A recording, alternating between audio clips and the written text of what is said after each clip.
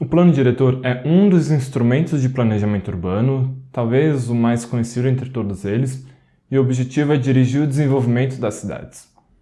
Mas diferente do que muita gente pensa, nem os planos diretores, nem o planejamento urbano como um todo, são suficientes para definir como as cidades vão ser no futuro. Nesse vídeo eu apresentei o que são os planos diretores e levantei algumas questões importantes sobre eles.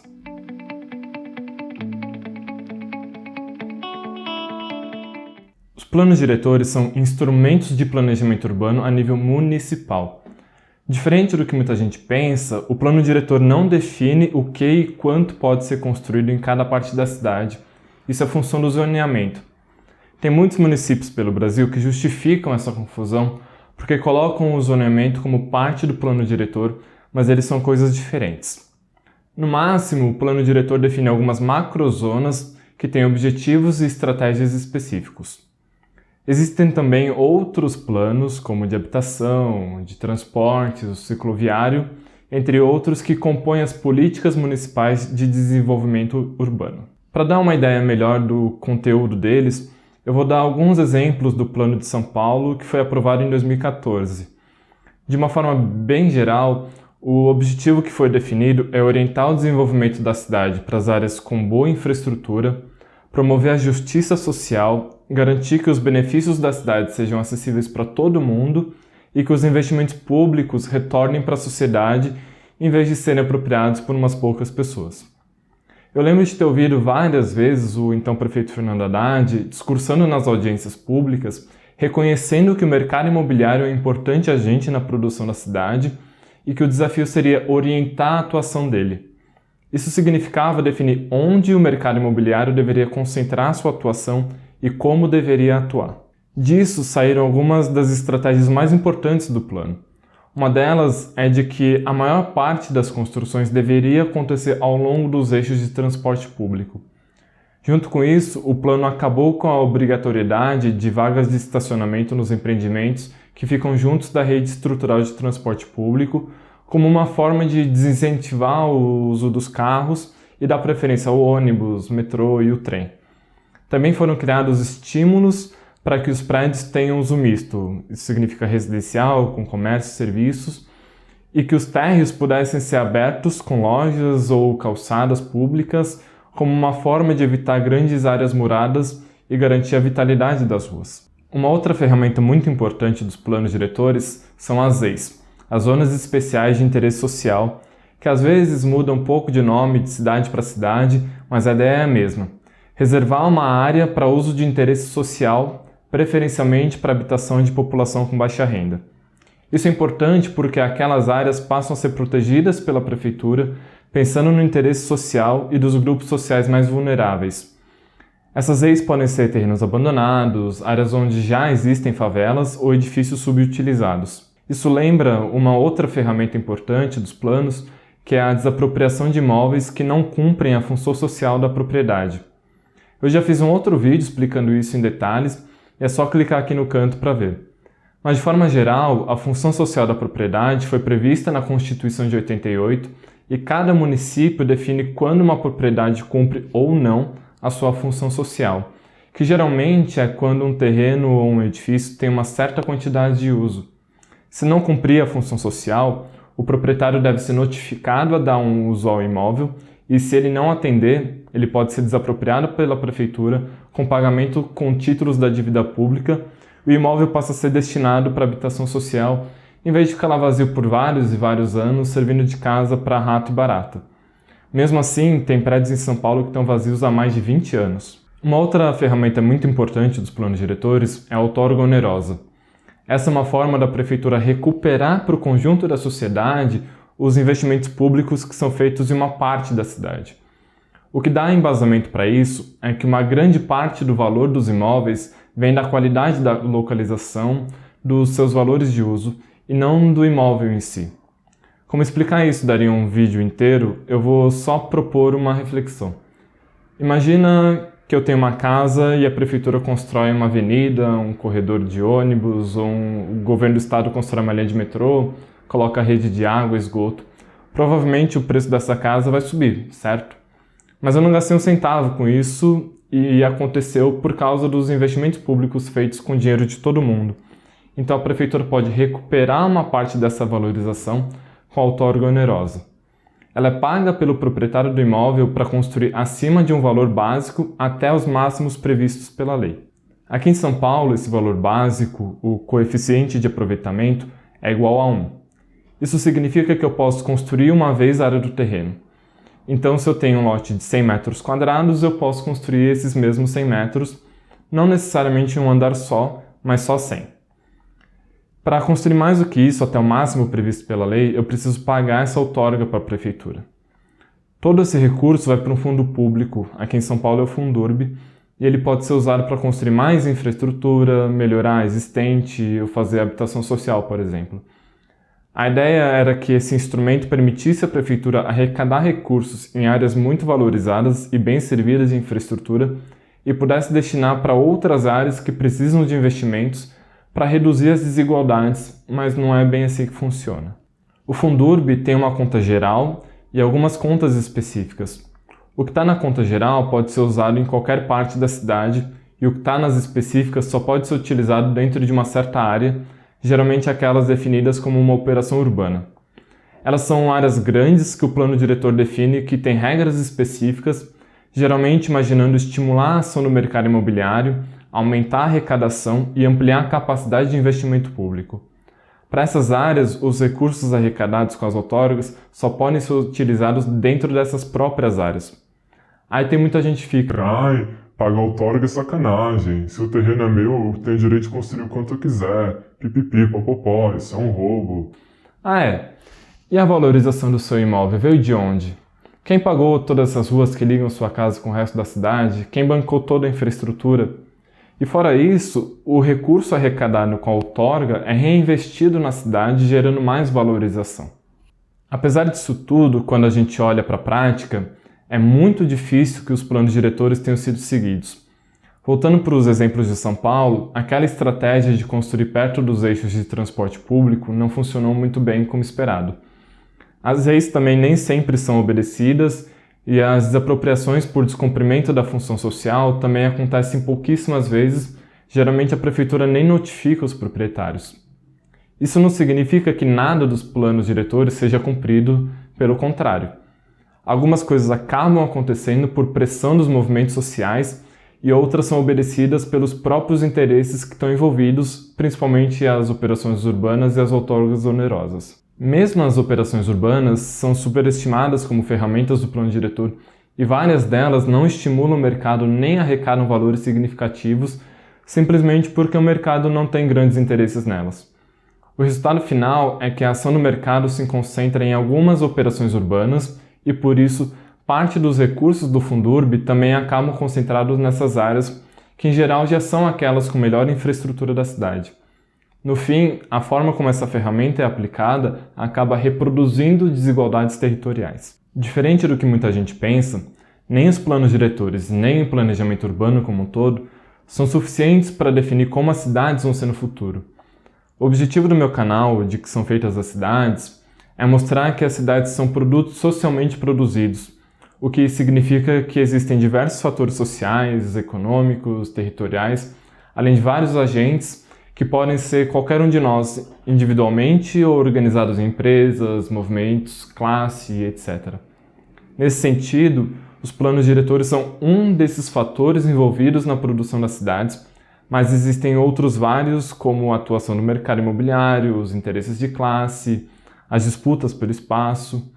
O fato é que o plano diretor é parte da produção das cidades, mas ele não tem o poder de definir exatamente como a cidade vai ser. Mesmo assim, ele tem uma importância muito grande. Para a gente entrar nessa discussão, tem um ponto que eu quero chamar a atenção, que é sobre os planos diretores dirigirem o desenvolvimento das cidades. Mas o que significa desenvolvimento? Na maioria das vezes, a gente ouve falar em desenvolvimento com o sentido de melhorar, mas não é bem assim. O Celso Furtado diz que esse significado de desenvolvimento é porque ele é usado de forma ideológica, ele carrega um monte de outras ideias junto com ele, que permitem a gente pensar no desenvolvimento como uma linha, com um começo e um fim, sendo que o começo seria o que chamam de subdesenvolvimento e o final, o tal do desenvolvimento. E daí vem a noção daquilo que é atrasado e o que é adiantado, o que é moderno. O ponto final dessa linha é o padrão de consumo dos países europeus, dos Estados Unidos e do Japão. Ou seja, ser desenvolvido seria ter o nível material e tecnológico desses países. Por outro lado, quem não tem esse nível deveria se esforçar ao máximo para chegar lá. Mas o Celso Furtado percebeu que, na verdade, o desenvolvimento da sociedade não tem sentido de melhorar ou piorar, porque, na verdade, isso é um julgamento de acordo com os valores de cada sociedade. Para ele, desenvolvimento é como a história de um livro. A gente não pode se perguntar como a história de um livro se desenvolve, como os fatos vão acontecendo, o que acontece com cada personagem ao longo da história. Então, isso seria mais ou menos o sentido de desenvolvimento. Do ponto de vista ideológico, o desenvolvimento das cidades e os planos diretores são entendidos como melhorias ao longo do tempo, mas essa noção de melhorar é sempre subjetiva e pode significar uma coisa para mim e outra completamente diferente para vocês. Da mesma forma, o objetivo de um plano pode até ser reproduzir as condições das cidades, boas para alguns e ruins para a maioria. Todo plano diretor tem os seus objetivos e eles podem ser absolutamente fictícios, ideológicos e até demagogos. Eles podem dizer uma coisa bonita, mas não ter nenhuma capacidade e aplicação real que dirijam as cidades para esses objetivos. Ter um planejamento não significa que as cidades vão melhorar e, mais do que isso, a minha noção de uma cidade melhor pode ser mais do que diferente da de outras pessoas. Ela pode ser conflitante. Os planos diretores estão em disputa o tempo todo, assim como o próprio desenvolvimento das cidades. Quando as câmaras municipais terminam de aprovar um plano diretor, ele não é um plano que todo mundo concorda e aí rola uma festa para comemorar com todo mundo em comunhão. Nada disso. Na verdade, a gente pode dizer que ele é uma síntese de todas essas disputas que aconteceram durante a elaboração. Um outro jeito mais preciso de dizer isso é que o processo de construção de um plano diretor é dialético, porque ele reúne várias posições distintas e até conflitantes e chega num ponto, uma síntese, que não é igual a nenhuma das posições originais, nem a minha, nem a sua, nem a de ninguém. Para dar um exemplo prático, em São Paulo, durante a revisão do plano em 2013 e 2014, surgiu a proposta de uma cota de solidariedade. A proposta original era que empreendimentos com mais de 5 mil metros quadrados deveriam construir perto deles uma certa área de habitação social, como uma compensação, uma forma de promover o adensamento populacional e a mistura dos grupos sociais, para criar condições para que pessoas de baixa renda morem próximas ao centro. Existia uma posição contrária a isso, e no final o que ficou na lei foi que, em vez de se aplicar a empreendimentos maiores do que 5 mil metros quadrados, ia valer só para aqueles com mais de 10 mil, o que diminuiu muito a quantidade de empreendimentos que deveriam fazer essa compensação.